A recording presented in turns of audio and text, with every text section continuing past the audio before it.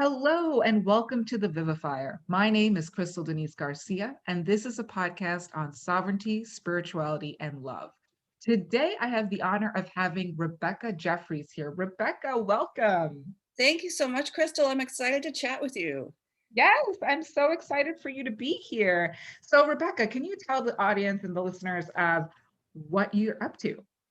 So, I actually changed careers recently. I have been for the majority of my lifetime, honestly, as a classical musician. When Ooh. COVID hit, I had to reconsider that. And with a little encouragement from a lot of people, actually decided to open a business as a coach for kids who have parents who have kids on the spectrum. Wow. Yeah, so I'm building that off of my experience. I have a 21-year-old son who was diagnosed just last summer, but actually we've been dealing with the symptoms since he was little. A little bit blindly, a little stumbling through the dark, but we tried our best to find therapies that we thought would help him with what he was struggling with. Mm. Wow. That's amazing. And that's Yeah. amazing that, you were able to, in the midst of all of this chaos, create something so beautiful and so important and so needed. Well, thank you. It took a lot of work on myself. I wasn't sure what direction I could go because I had only known music as a career. Um, so I actually hired a coach for myself to really help me identify my strengths and my skill sets. And once I kind of committed to this, I was really pleasantly surprised to see how comfortable I felt with sharing the struggles that I had parenting a young child on the spectrum and the emotional roller coaster that comes with it, the amount of research that comes into finding services, the process of getting services through your school system. I mean, there's huge challenges, and none of it is black and white. It really takes a bit of digging to get Mm. the right solutions. Yeah, absolutely. And so I would love to hear about your musical career. Like what that is just it seems like it would be actually pretty connected together. Do you use your musical knowledge in what you do? I do in the sense that I've taught as long as I've been playing. I actually started teaching lessons as a teenager. My mom told me one day, "You will be taking a student on," and I was like, "What?" So I kind of had to wrap my head around how do I present information to people really early and present it in a way that's concrete and applicable to what they're doing. So I think that has helped me a lot to understand objectives and homework and how to really achieve the goal, and also how to speak to people with compassion. When you're teaching a student a skill such as music or art or anything in that capacity, they're really connected to their work through their heart. And you could destroy them with one wrong comment, sadly enough. Mm. So Yeah. I don't like to tiptoe around people, but I want to find ways to guide them, to uplift them and guide them and still, express concern for their weak points in such a way that they can embrace it and use it as a challenge to get them to that next level in their playing. Mm. That So is so beautiful. And yes, as someone who I'm a creative, I'm a poet as well. And you know, I have a room where I support people who are new to poetry. So I definitely relate on the level of like it's a very tender and sacred space as well, yes. as you have blooming artists. And I love how you say it's very connected to their hearts because it really is. I mean, really a person when they're sharing something it's really from their heart. It's more than just well, you can't really use just an art, but it's more than what they're creating. They're really coming to you with their heart in their hands, saying, "See." Yeah. And so yeah, I love that sensitivity and that intuitiveness. Now, this must have been like you said, like you didn't know, you didn't have the diagnosis with your child until recently. So that must have been extremely challenging to be able to, work through the symptoms, but without having the support. Right. And an interesting thing that happened for us, we had gone through a number of different schooling styles for him because we knew he was atypical. Um, but he asked to go back to public school when he hit seventh grade. Okay. So we sent him, not knowing what we were getting into, but holding our breath. And we had heard that the special ed department at our school here was pretty good. Um, but we sent him as a typical kid. And within weeks of him being there, the special ed department approached us and said, "We want to give your son an IEP. We feel he'll function much better with a program that's designed for his needs." And of Mm, course, we were willing, happy to accept that. We've met numerous other parents who have had to fight to get that. absolutely. Yeah. Yeah. So we had it handed to us. We weren't about to turn that down. Yeah. Um, and so indeed, the special ed department was absolutely fabulous at the junior high Mm, school. They helped us through tons of issues and skill sets. We did at that point decide we would start exploring pharmaceuticals for him. We had been putting that off for years and years, just basically out of fear because he mm, was so young. Um, and it ended up being the right time for him. And it mm, was life changing. It really helped him to gain a little bit more sense of control over himself. And that mm. was really encouraging to see. That's amazing. And so what do you like, say there's a new parent and they just got diagnosed, like what advice would you give them? Like if their child was just diagnosed? Well, I would say, definitely listen to your pediatrician and the services they're going to point you towards, such as early childhood development, maybe ABA services. But at the same time, I want you to keep an open heart to your own intuition. You Mm, really know your child the absolute best. You know what their mhm, needs are, you know how they communicate, you know them right down to the point of, which seam in that pair of pants is going to bother them on Tuesday. mm, You can really start to right. identify all those triggers. So if a teacher is telling you something to do something and it's not going to work, trust yourself. You do know it's not going to work. If you want to give them the benefit of the doubt, go ahead and try it because maybe they do know something you don't. So just be flexible in that set of trying lots of things. It's got to come from you and your teachers collectively. So keep the Mm, line of communication open, um, to your own intuition and to what the teachers have to say. that's beautiful. Now, in becoming a life coach and with this very specific topic, because I don't think I've heard of a life coach that does what you do, but Yeah. I don't know everything, that's for sure. So with this specific speciality, what was your greatest challenge?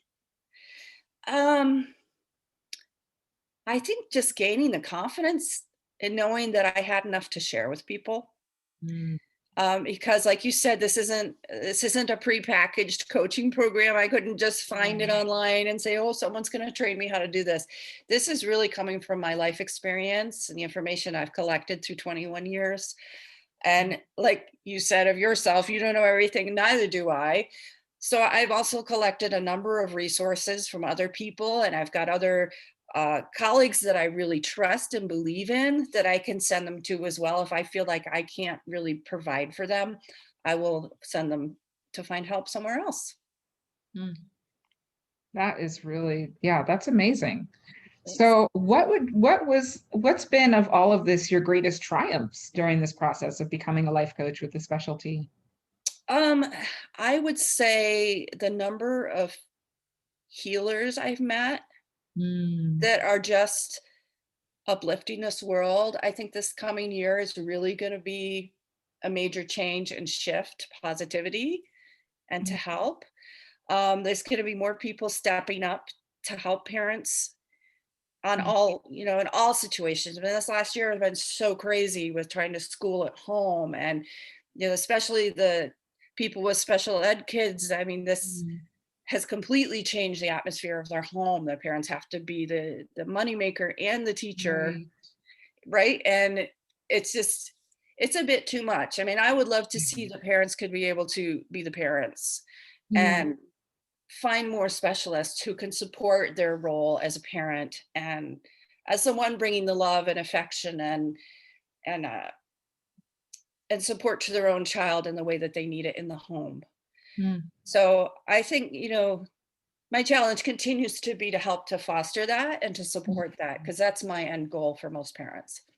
That's amazing. And as far as, not just being a life coach, supporting parents with special ed, but also being a parent, what would you say as a society? Because I know as a society, we're still completely ignorant across the board on so many, very many things, and especially when it comes to special ed children as well. So what would you say that you see is lacking that as a society, we should become aware of, educated about, and start to speak up to? Yeah, I have a subject right away, and that is the way that we school our children. Mm, We're still living by this old system that's been around since the Industrial Revolution. Really, right, it's just right. it's a really dated It's so system. archaic. Yeah. Yeah, and it just does not work for these kids. These Mm, kids are incredible creators, and I'm talking about every kid, the atypical yeah. kid and the typical kid. It, Yeah. this one size fits all system doesn't work. Mm, This idea that we need to, educate and produce a college entry level student at the end of high school doesn't work. mm, mhm, Um, I would love to see more vocational programs. I would love to see more yes. support and training in the arts. Mm, Internships and what was the word they used to use a long time ago? apprentice? An apprentice, yes, I would love to see Yeah. the return of apprentices. I think that would so enrich our culture and really open doorways for young adults and students who just they're not bookworms. This process of memorizing and Mm, regurgitating information, I don't mm. think it's healthy for any kid. So I would really like to see that change. That would be my goal. That's powerful. Yeah, and I think you hit a lot of really good points there. This is exactly we're still hanging on to this really archaic system that does not work, and it clearly has not worked. It's really been a pathway from school to jail for so many, and so obviously we're failing the children. We're failing our future, and if we think as a society that's not going to impact us, I think that's pretty silly. Yes. So I love what you just shared. That's just absolutely powerful.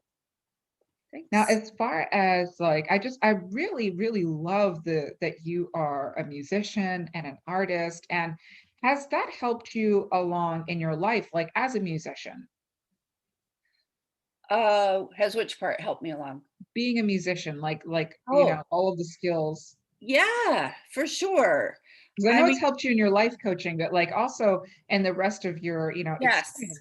Yes, for sure. I grew up in a little teeny tiny town in New York State, and music was my way to see the broader world. Mm, So most of the kids in my school weren't following my path, so they were still doing typical stuff at home on the weekends, and I was instead away doing music festivals all around New England. mm, So I was completely in my element and loving it. Um, when I started my career as a young professional, I began in Alabama, and then I moved to Washington D.C. for a number of years, and so my world really just kept expanding and expanding, and now I'm up in New England. During those years, I was able to travel internationally as a musician. I was able to work with amazing artists.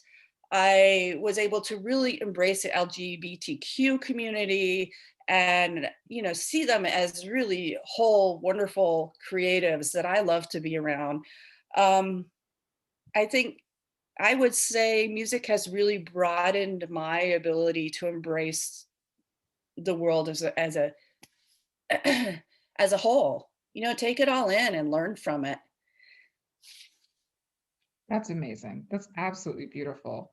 Rebecca, this has been so incredible. Is there anything that you would like to say in closing to everybody before we complete? I would just love to see this world become so compassionate that we're just oozing with it. Mhm. Yeah. That we so need that. We need it from person to person. We need it across continents. Um, just offering a hand to help. Just getting out and helping and getting rid of all this ego and all this garbage that's in the way of Mm, people opening their hearts and being vulnerable, and helping out. So take a risk and help someone out. mm. Absolutely beautiful words, Rebecca. And how can people reach you? So my website is titled sproutinghealthyfamilies.com. Mm, I can also be found on Facebook. And I have a YouTube channel called Sprouting Healthy Families with Rebecca Jeffries. And additionally, I have a podcast called The Caretakers, where I meet people who are making the world a better place. That is so beautiful. And I'm going to have all the links in the description. So, guys, make sure to check out Rebecca and the beautiful things she's up to. Thank you so much, Rebecca, for being here. And thank you, everybody, for listening to another episode of The Vivifier. We rise together.